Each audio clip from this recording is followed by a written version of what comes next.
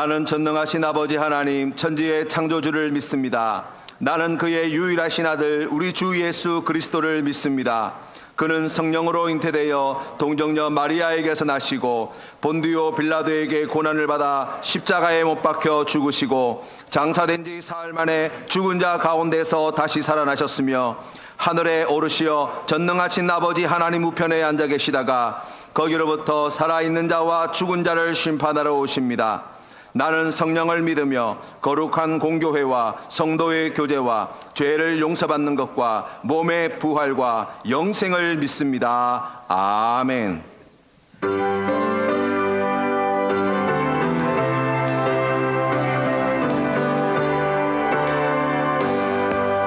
나의 갈 길 다가도록 예수 인도하시니 내 주 안에 있는 긍휼 어찌 의심하리요. 믿음으로 사는 자는 하늘 위로 받겠네. 무슨 일을 만나든지 만사 형통하리라. 무슨 일을 만나든지 만사 형통하리라. 나의 갈 길 다가도록 예수 인도하시니 어려운 일 당할 때도 족하는 해 주시네. 나는 심히 연약하고 영혼 매우 가라나 나의 앞에 반석에서 샘물 나게 하시네. 나의 앞에 반석에서 샘물 나게 하시네. 나의 갈 길 다가도록 예수 인도하시니 그의 사랑 오직 금지 말로 할 수 없도다. 성령 감화 받은 영혼 하늘 날아갈 때에 영영 부를 나의 찬송 예수 인도하셨네. 영영 부를 나의 찬송 예수 인도하셨네.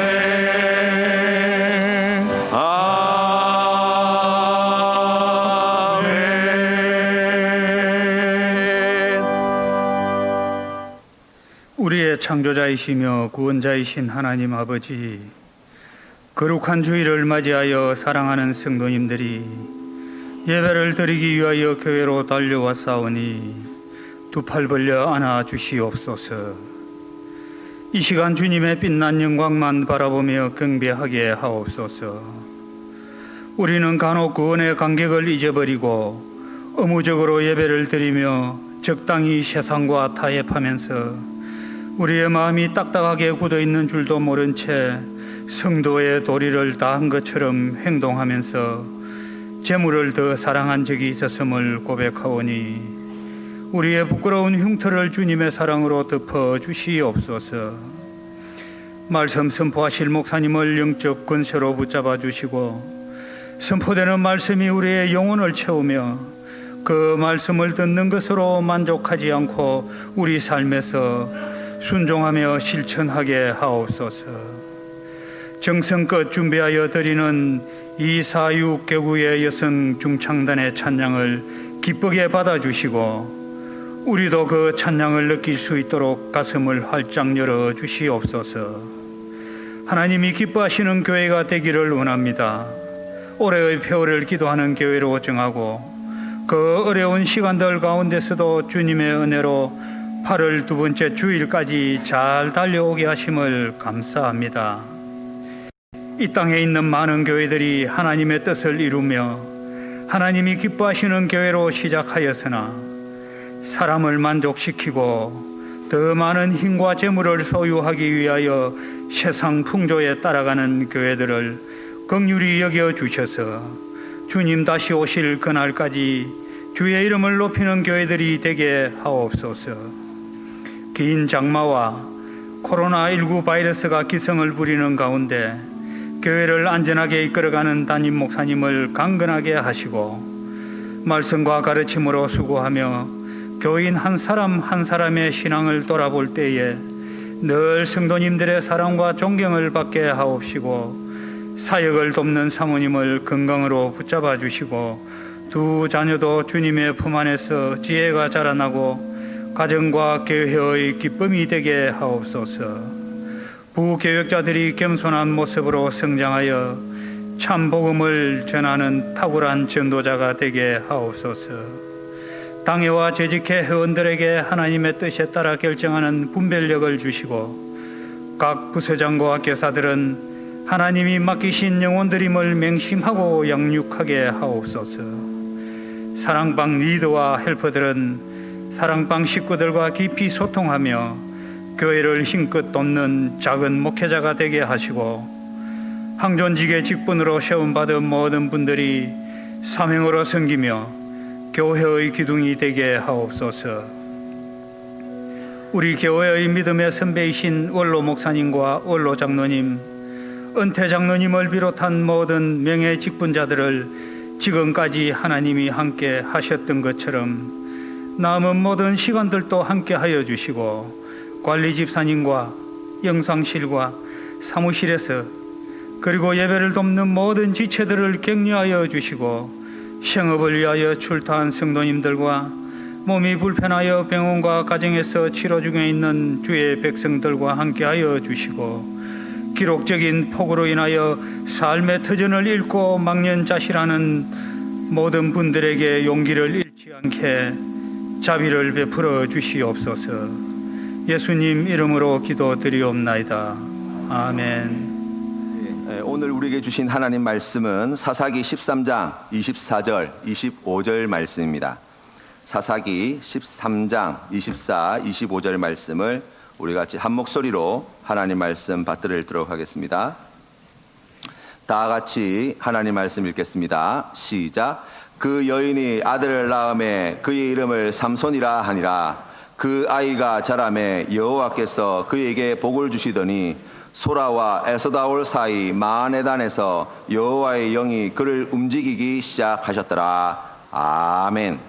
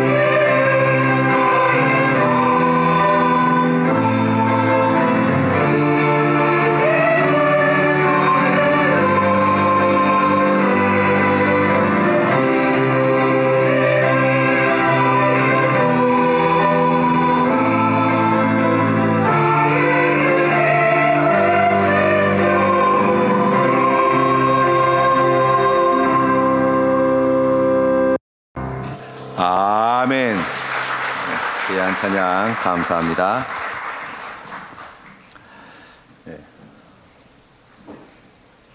강점은 약점이다라는 제목으로 하나님 말씀 전하겠습니다.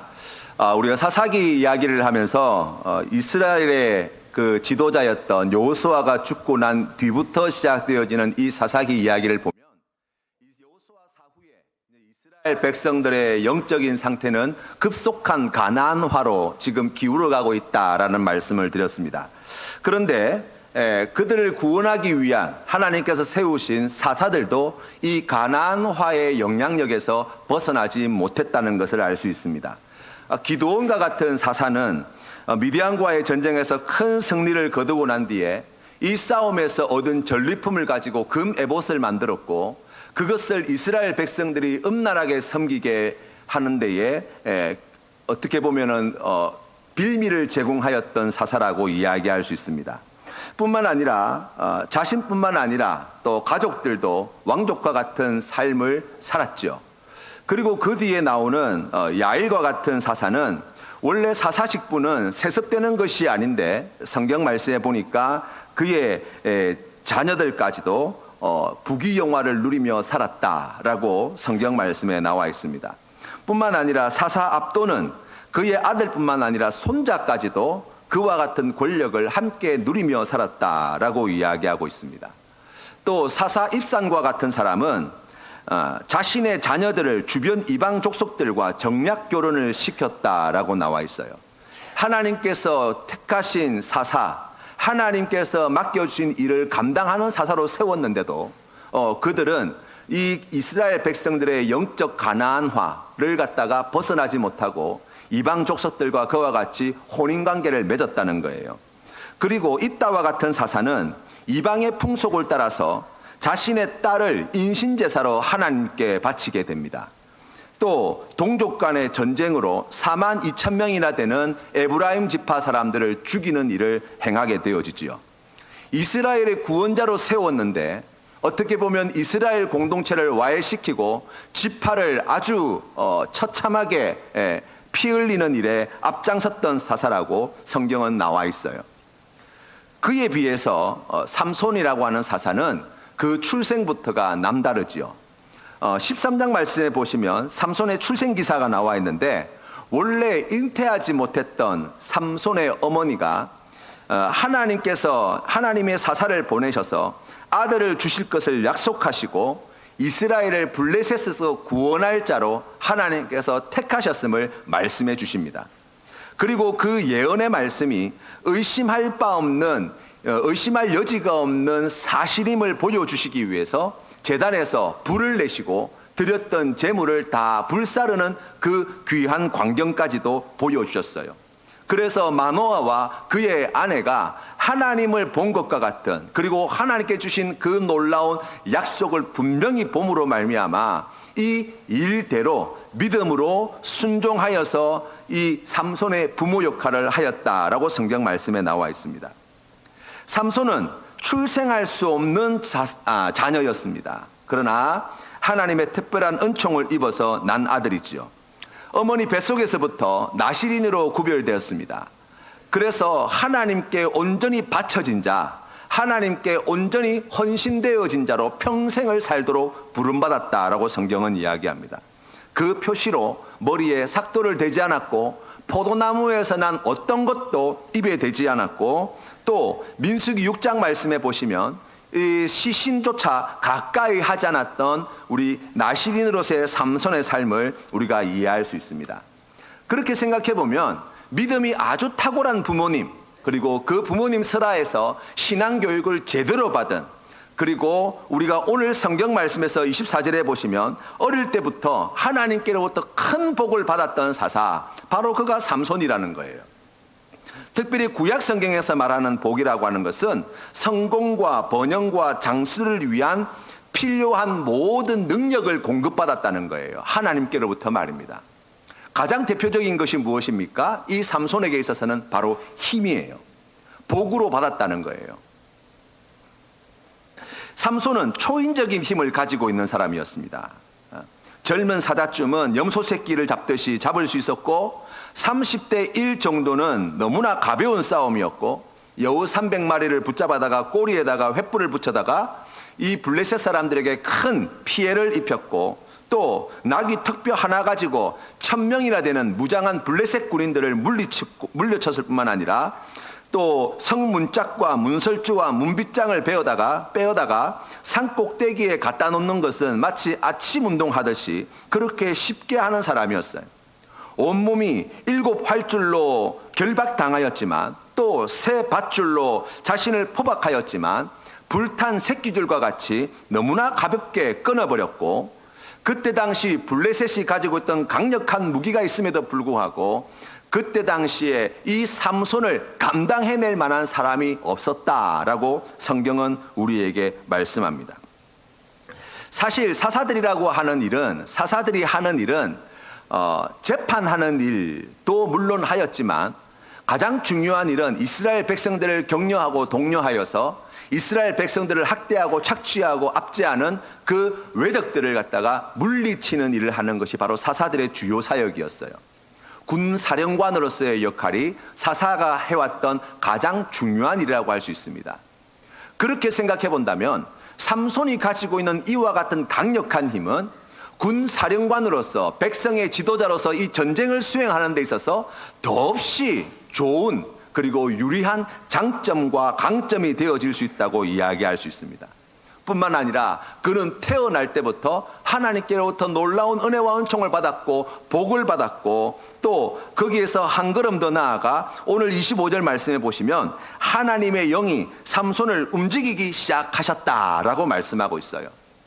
이 말씀의 뜻을 조금 쉽게 풀었으면 하나님의 영이 삼손을 몰아쳐서 그리하여서 그 삼손의 머리끝부터 발끝까지 관통하였고 그 하나님의 영이 몰아쳐서 그가 사사로서의 직분을 감당하게 되었다. 사사로서의 직분을 시작하게 되었다라는 뜻이에요. 삼손의 이름의 뜻이 작은 태양입니다. 하늘에 태양이 있다고 한다면 이스라엘 백성들에게 하나님께서 주신 땅에 있는 작은 태양과 같은 존재, 바로 그가 삼손이라고 이야기할 수 있는 거예요.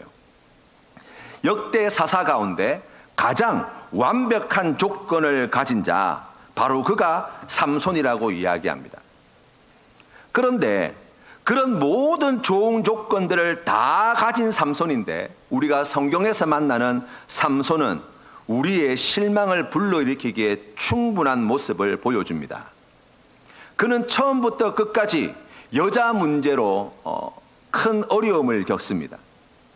하나님께 복을 많이 받고 하나님의 영이 충만하여서 사사로서의 직분을 감당하게 되어지는데 그 어디에도 자신의 동족을 구원하기 위해서 혹은 하나님의 말씀에 순종하기 위해서 블레셋 사람들과 싸웠다 이야기하지 않습니다. 지극히 개인적인 문제를 가지고 지극히 개인적인 갈등의 문제가 빌미가 되어서 그 싸움이 커지게 되었고 그로 말미암아서 여러 가지 사건들이 일어났다고 성경은 이야기합니다. 급기야 그는 기생 드릴라를 너무나 사랑한 나머지 드릴라에게 자신의 머리에서 힘이 솟아난다는 이야기까지 해버리죠. 머리카락이 잘리웠고 체포당하였고 눈이 뽑혔고 사람들의 조롱거리가 되었고 이 블레셋 사람들을 위해서 연자맷돌을 돌리고 거기에서 여러 가지 구경거리로서 사람들 앞에 보여지는 모습들을 우리가 말씀을 통해서 봅니다. 그 좋은 장점들을 다 가지고 있는데 그 어느 역대급 사사들보다 가장 많은 강점들을 가지고 있는 삼손이었는데 왜 삼손의 신세가 이와 같이 되었을까요?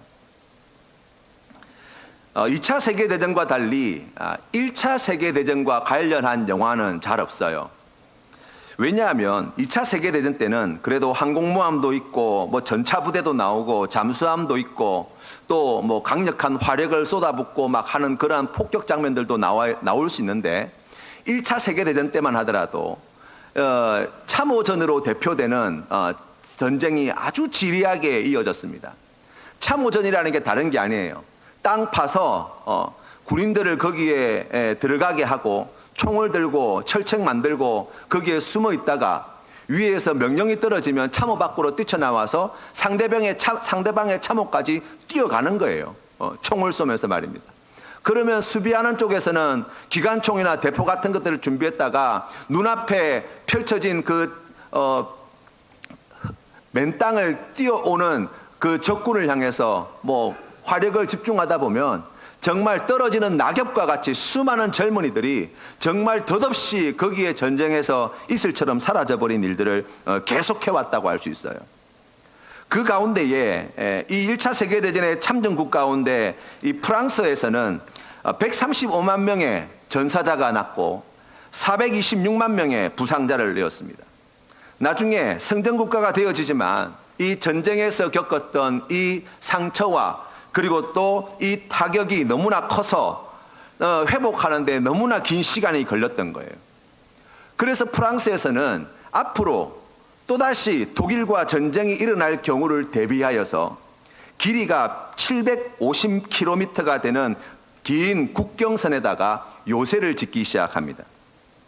그때 당시에 프랑스의 육군성 장관이었던 앙드레 마지노라는 사람이 주축이 되어서 이제 막대한 자원과 그리고 인력을 동원하여서 콘크리트 구조물을 짓기 시작하는데 작게는 10여 명이 들어가는, 그리고 많게는 1000여 명이 넘는 사람들이 거기에서 숙식을 할 수 있도록 그 안에 모든 필요한 시설들을 다 갖추고 산과 계곡을 가릴 것 없이 그 거대한 콘크리트 요새를 지어 나가기 시작한 거예요. 10년 동안의 공사 기간을 거쳐서 마침내 독일과 접경하고 있던 그 경계선을 따라서, 국경선을 따라서 이 마지노선이 만들어지게 됩니다. 우리가 잘 알고 있듯이 2차 세계대전이 벌어지게 되었죠. 독일이 프랑스를 진격할 때에 그들 앞에 마지노선이 가로막고 있었어요.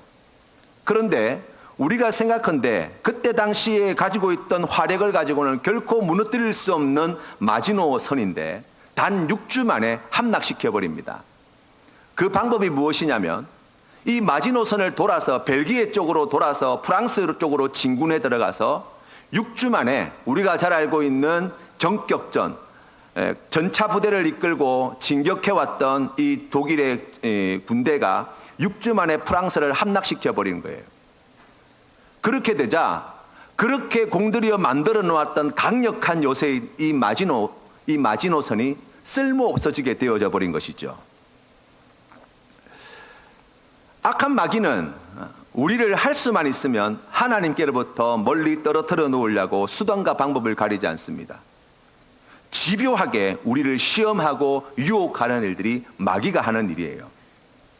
그런데 여러분, 성경을 보시면 마귀가 우리를 시험하고 유혹할 때 우리의 약점을 공격하지 않습니다.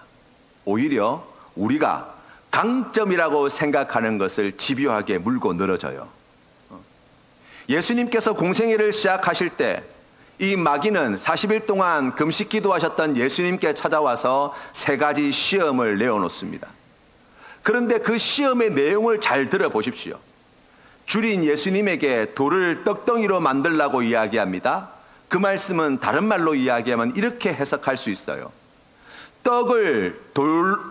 돌멩이를 떡으로 만들 능력이 너에게 있지 않냐는 거예요. 왜 그것을 사용하지 않느냐는 것입니다. 예수님은 하나님의 아들이십니다. 성경 말씀에 보니까 주의 천사가 그 발이 땅에 닿지 않도록 지켜주시겠다고 약속하신 말씀이 있어요. 마귀는 예수님에게 시험합니다. 성전 꼭대기에서 뛰어내리라는 거예요. 네가 하나님의 아들이니 그 정도 능력과 권세를 누릴 수 있지 않냐는 거예요. 만약 뛰어내리기만 하면 하늘에서 천사들이 내려와서 네 발이 땅에 닿기 전에 너를 받아줄 것이다. 사람들이 그것을 보면 너를 메시아로 인정하게 될 것이다. 너의 능력을 보고 이제 너를 받들어 섬기게 될 것이다 라는 거예요. 없는 것을 이야기하는 것이 아니에요. 예수님이 가지고 있는 그 능력을 가지고 시험하는 자가 마귀예요.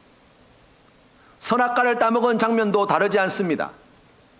하와에게 다가왔던 이 뱀이 그를 유혹하였던 내용을 달리 표현하면 이런 거예요.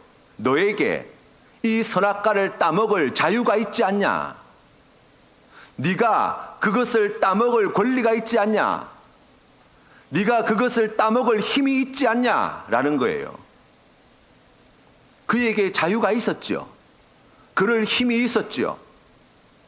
그래서 따먹은 거예요. 지혜의 왕으로 알려져 있는 솔로몬의 삶도 마찬가지 아닙니까? 하나님께서 그에게 특별한 은혜, 그 탁월한 지혜를 주어서 많은 잠언과 그리고 그때 당시 그 주변 일대에 있는 여러 나라들 가운데 가장 지혜로운 왕으로 그렇게 소문이 자자했던 이 솔로몬의 말년이 어떻게 됩니까? 그가 자신의 나라를 지키기 위해서 주변의 여러 나라들과 정략 결혼하면서 데리고 왔던 그 부인들이 섬기는 우상 숭배하는 그 자리에 하나님께로부터 그러한 은혜와 복을 받았던 지혜의 왕이었던 솔로몬이 함께하였고 우상 숭배하는 것으로 그의 말년을 보내어버린 거예요. 몰라서가 아니죠. 무식하여서가 아니에요. 어떻게 생각해 보면 그가 똑똑하여서, 그가 지혜로워서 그러한 죄에 빠졌다라고 이야기할 수 있습니다. 우리가 잘 알고 있는 다윗 왕이라고 다르지 않습니다. 다윗 왕이 언제 하나님께 범죄하게 됩니까? 사울 왕의 칼날을 피해서 광야를 배회할 때가 아니에요. 나라가 안정되어지고 군대는 나아가서 연전연승하고 이제 더 이상 이스라엘이 다른 나라와 싸울 때에 다윗 임금님은 나오지 않으셔도 됩니다. 걱정하지 마십시오. 우리가 다 알아서 하겠습니다. 나라가 평안하고 안정되어 있으니 여기에서 왕궁에서 그렇게 계시면 나머지는 저희들이 다 알아서 하겠습니다 할 그때, 자신의 왕권이 강력하여지고 승리의 소식들이 끊이지 않을 그때에 그의 충신이었던 우리아의 아내에게 씻을 수 없는 죄를 저지르게 된 거예요. 많은 사람들이 가지고 있는 돈이 많아서 돈 때문에 시험을 당합니다. 죄의 유혹을 이기지 못하는 거예요. 많은 사람들이 그들이 가지고 있는 아름다운 미모 때문에 죄를 저지릅니다. 많이 배우면 배운 것 때문에, 권력이 많으면 그 권력 때문에, 하다못해 시간이 많아서 그 남는 시간 때문에 우리가 죄의 유혹에 빠질 때가 얼마나 많은지 모릅니다.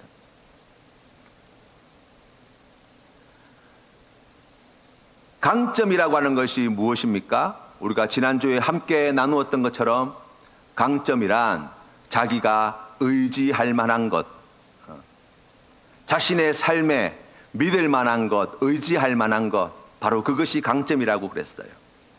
약점이라는 것이 무엇입니까? 내 삶을 위태롭게 만드는 것. 그것이 무엇이든지 간에 그와 같은 것들이라고 이야기할 수 있습니다. 그런데 여러분, 악한 마귀는 우리의 삶을 위태롭게 만드는 것으로 우리를 넘어뜨리기보다 우리가 믿고 의지하는 것으로 하나님에게서 멀리 떨어뜨려 놓고 죄의 유혹에 넘어지게 만들고 시험에 빠지게 만들고 하나님께서 기뻐하지 않는 죄악의 길로 걸어가게 만들 때가 얼마나 많은지 몰라요. 사도 바울은 빌립보서 3장 4절 말씀에 이렇게 고백합니다. 그러나 나도 육체를 신뢰할 만하며 만일 누구든지 다른 이가 육체를 신뢰할 것이 있는 줄로 생각한다면 나는 더욱 그러하니니 나는 8일 만에 할례를 받고 이스라엘 족속이요 베냐민 지파요 히브리인 중에 히브리인이요 율법으로는 바리새인이요 열심으로는 교회를 박해하고 율법의 의로는 흠이 없는 자라. 이스라엘 공동체에서 이 사도 바울은 말 그대로 금수저라고 이야기할 수 있는 사람입니다. 강점이 많은 사람이었습니다. 장점이 많은 사람이었습니다. 사람들로부터 인정받을 면이 많았습니다. 그러나 사도 바울의 고백이 무엇입니까? 그러나 무엇이든지 내게 유익하던 것을 내가 그리스도를 위하여 다 해로 여길 뿐더러, 그의 삶을 돌아볼 때에 자신이 강점이라고 생각했고 장점이라고 생각하였던 그것이 예수 그리스도를 박해하고 주님의 몸된 교회를 파괴하는 도구로 사용되어지더라는 거예요. 자기의 평생을 그렇게 애쓰고 노력하여서 얻어낸, 성취하여낸 그 모든 것들이 오히려 자기에게 화가 되어지더라는 거예요. 그래서 그의 고백이 무엇입니까? 예전에 그가 장점이라 생각하고 강점이라고 생각하였던 그 모든 것을 배설물로 여기고 다 잃어버린 자가 되었다라고 고백하는 거예요. 우리가 어떻게 강점으로 말미암아 이와 같은 어려움을 당하지 않을 수 있습니까? 라고 이야기할 때 사도 바울은 우리에게 그렇게 고백합니다. 우리가 믿고 의지하는 모든 것을 버리지 않고서는 당해낼 재간이 없다고 말입니다. 사도 바울은 그 안에서 발견되려 함이니 내가 가진 의는 율법에서 난 것이 아니요 오직 그리스도를 믿는 믿음으로 말미암은 것이니 곧 믿음으로 하나님께로부터 난 의라. 나에게 예수 그리스도보다 더 귀한 것이 없고 나에게 주신 믿음으로 말미암아 주신 이 의보다 더 귀한 것이 없습니다. 이 자리에 어떻게 서게 되었습니까? 그가 이전에 귀한 줄로 알았던, 좋은 줄로 알았던 그 모든 것들을 버림으로 말미암아 얻게 되어진 은혜라고 고백하는 거예요.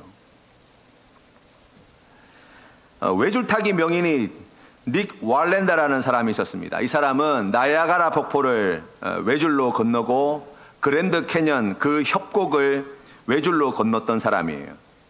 20도가 넘는 경사로를 타고 건넌 최초의 사람이 바로 닉 왈렌다라는 사람이었습니다. 사람들은 크게 환호하였고 칭찬하였고 응원하였습니다. 아마 뉴스에도 나고 사람들의 입술에 얼마나 많이 회자됐겠어요. 사람들이 가는 곳마다 그를 축혀 세웠을 것이고 그를 칭찬하였을 것이고 그를 자랑하였을 것입니다. 그런데 닉 왈렌다는 그러한 자신의 성공에 취해 있기를 원치 않았습니다. 그는 교만하여지는 순간, 바로 그 순간이 그 줄에서 떨어지는 날임을 너무나 잘 아는 사람이었기 때문이에요. 그래서 이분은 줄타기를 하고 성공을 하고 나면 꼭 빠짐없이 하는 일이 있었는데 그게 무엇이냐면 3시간 동안 사람이 떠나고 난 그 자리에 있는 쓰레기를 치운 일을 하셨다는 거예요. 이분의 고백입니다. 내게는 겸손이 자연스럽지 않습니다. 쓰레기를 줍는 것은 능동적으로 스스로 낮추는 일입니다. 교만으로 넘어지지 않기 위해서 그렇게 합니다. 라고 고백하였어요. 얼마나 지혜로운지 몰라요. 어느 부흥 강사님은 자신의 이름이 높여지고 전국적으로 자신을 찾는 사람들이 많아지자 혹시 내가 교만하여지지 않을까 싶어서 인기가 많아지고 난 뒤로는 하루에 단 한 끼만 드신다는 거예요. 왜 그렇게 하십니까? 라고 이야기하니까 인기가 많은 것에 빠져서 스스로 교만하여지고 그리하여서 하나님의 영광을 가리우게 될까봐 내가 이 먹는 것 하나만큼은 절제하고 또 절제하여서 하루에 한 끼만 드신다는 거예요. 그때를 놓치면 하루 종일 굶고 지내는 경우가 다반사라고 말씀하셨습니다.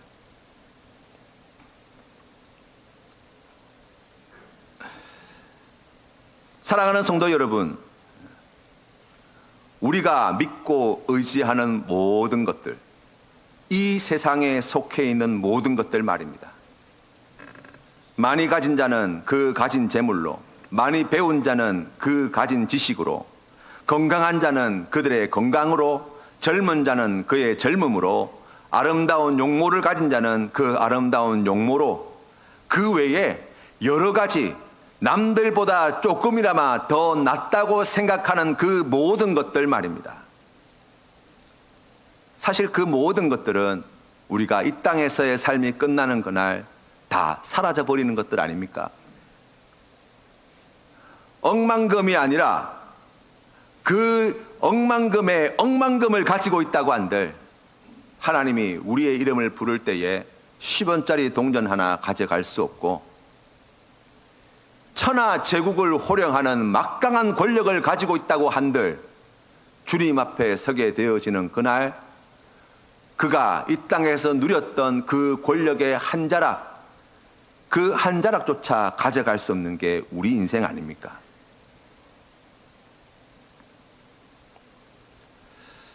그래서 여러분, 지혜로운 자는 하나님께서 주신 이와 같은 강점을 하나님께 돌려드리는 삶을 사는 거예요. 시편 68편 34절 말씀에 너희는 하나님께 능력을 돌릴지어다. 그의 위엄이 이스라엘 위에 있고 그의 능력이 구름 속에 있도다. 아멘. 우리가 너무나 잘 아는 달란트 비유를 압니다. 5달란트 받은 자와 2달란트 받은 자가 어떻게 해서 주인으로부터 착하고 충성된 종이라 칭찬 듣게 되었습니까?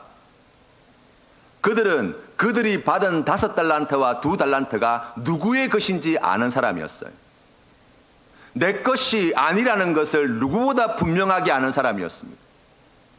주인의 것이었습니다. 그래서 주인을 위하여서 5달란트를, 주인을 위하여서 2달란트를 사용하는 자가 된 거예요. 주인이 돌아왔을 때 그들은 착하고 충성된 종이라 칭찬 들었고, 주인을 위하여 애썼던 그 모든 것들을 주인으로부터 은혜의 선물로, 더 큰 선물로 받게 되었고, 거기에 더하여 주인의 기쁨에 영원토록 참여하라는 그 귀한 약속을 받은 자가 되었습니다. 우리가 이 땅을 살아가면서 하나님께서 우리에게 주신 은혜의 선물, 우리가 믿고 의지할 만한, 우리가 다른 사람들보다 조금 더 많이 가지고 있다고 자랑할 만한 그 모든 것들, 그 모든 것들이 누구의 것입니까? 하나님의 것입니다. 그것을 믿음으로 고백하는 자가 될 때 이 강점의 함정에 빠지지 않게 되는 거예요. 그것을 하나님의 나라와 의를 위하여 고스란히 드리는 자가 될 때 그를 통하여 하나님께서 영광 받으실 뿐만 아니라 하나님께로부터 더 큰 은혜와 복을 받아 누리는 기쁨을 누리게 되는 것입니다. 누가복음 12장 48절 말씀에 하나님께서는 이렇게 말씀하십니다. 무릇 많이 받은 자에게는 많이 요구할 것이요 많이 맡은 자에게는 많이 달라 할 것이니라. 하나님께로부터 많은 것을 받으셨습니까? 반드시 하나님이 많은 것을 요구하실 것입니다. 그 하나님 앞에 부끄러움이 없는 종으로 서기 위하여 우리가 말씀을 통해서 보게 되어지는 하나님의 부르심은 무엇입니까? 주신 것이 하나님의 것임을 겸손히 고백하며 하나님을 위하여 귀하게 사용하게 될 때, 바로 그때 그 주신 모든 좋은 것들이 우리에게 진정한 복이 되어지는 거예요. 여러분, 그래서 강점은 우리가 누려야 할 어떤 것이 아니라 하나님께서 우리에게 맡겨주신 사명임을 아셔야 합니다. 물질을 많이 주셨습니까? 그것이 하나님께서 주신 사명입니다. 그 물질을 하나님의 나라와 의를 위하여 사용하라고 주신 하나님의 선물입니다. 건강이 있습니까? 그것이 하나님께서 맡겨주신 사명입니다. 주신 건강으로 하나님의 나라와 의를 위하여 일하라고 주신 은혜의 선물입니다. 여러분의 젊음이 여러분의 믿을 만한, 의지할 만한 것이 되어집니까? 그것이 하나님께서 주신 사명입니다. 젊은 날 하나님을 위하여 감당해야 할 일이 있음을 기억하시기를 바랍니다. 지식이 있습니까? 경험이 있습니까? 그거 다 하나님이 우리에게 주신 사명이에요. 그 부르심 앞에 충성으로 응답하지 않는다고 한다면 주님께서 악하고 게으른 종이라 책망하실 것입니다. 무엇을 가리느냐보다 나에게 어떤 능력과 강점이 있느냐보다 더 중요한 것이 있어요. 그것이 무엇입니까? 그 모든 것을 주신 하나님과의 관계예요. 어느 대기업 회장님의 말입니다. 이분이 사업체를 경영하다가 어려울 때가 많으셨다는 거예요. 그때마다 하나님께 이 문제를 위하여 기도하였는데 하나님이 그 문제를 풀어주지 않으실 때가 많으셨대요. 기도한다고 100% 다 해결되지는 않더라는 거예요. 기적과 같은 결과도 만들어지지 않더라는 거예요. 그런데 그럼에도 불구하고 계속해서 기도하시는 이유가 있는데, 기도하게 되면 말씀대로 살 힘이 생기더라는 거예요. 기도하게 되면 주님의 방법대로 살 지혜가 떠오르더라는 거예요. 기도하게 되면 어려워도 힘들어도 부딪힐 용기가 생기더라는 거예요. 그래서 하나님께 기도한다고 말씀하셨습니다. 사랑하는 성도 여러분, 우리에게 있어서 강점이 되어지는 것은 무엇입니까? 우리가 성경 말씀을 통해서 깨달아 알게 되어지는 것은 우리가 믿고 의지할 만한 우리의 인생에 참된 힘과 능력이 되시는 분, 바로 우리 하나님 한 분밖에 없음을 믿으시기를 바랍니다. 우리의 인생이 참으로 강점이 많은 인생이요, 복받은 인생이요, 하나님께서 기뻐하시는 그와 같은 놀라운 은혜와 은총을 받은 인생이 되어지는 것은 시편 81편 1절 말씀, 시편 기자의 고백과 같이 우리의 능력이 되시는 하나님을 향하여 기쁘게 노래하며 야곱의 하나님을 향하여 즐거이 소리칠지어다 라고 하는 이 고백과 같이 하나님 그분이 우리의 힘이 되어주시고, 하나님 그분이 우리의 능력이 되어주시고, 하나님 그분이 우리의 피할 바위요 산성이요 요새가 되어주시고, 하나님 그분이 우리의 영광이 되어주시기 때문이에요.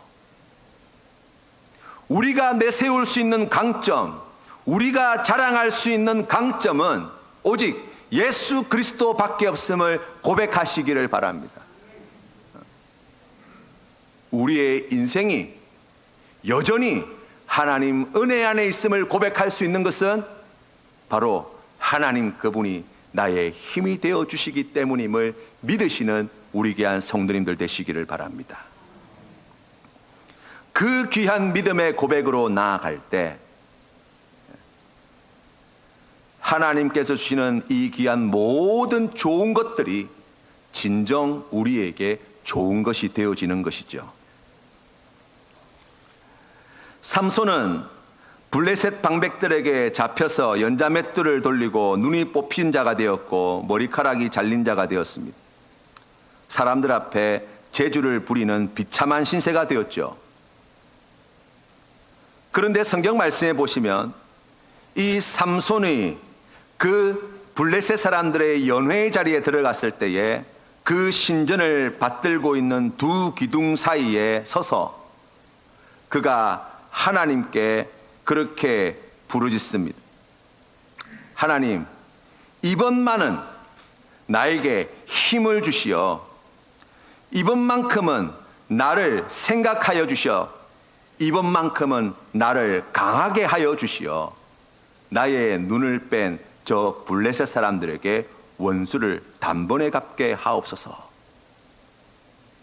그가 건강할 때, 그가 자유로울 때, 그가 하고 싶은 대로 돌아다닐 때, 그가 이루었던 모든 업적들보다 더 놀랍고 위대한 일들을, 그가 머리카락이 잘렸을 때, 눈이 뽑혔을 때, 쇠사슬로 그가 매인자가 되었을 때, 사람들에게 조롱거리로, 놀림거리로, 재주 부리는 자로 있을 때에 그 일을 감당하게 되었다고 성경은 우리에게 가르쳐 줍니다. 사랑하는 성도 여러분, 진짜 강점이 있는 믿음의 성도 되시기를 주님의 이름으로 축원합니다. 더 강한 자가 되려고 하지 마시고, 더 많은 것을 가지려고 하는 자가 되지 마시고, 우리의 능력이 되시는 하나님을 붙드는 자가 되시기를 주님의 이름으로 축원합니다.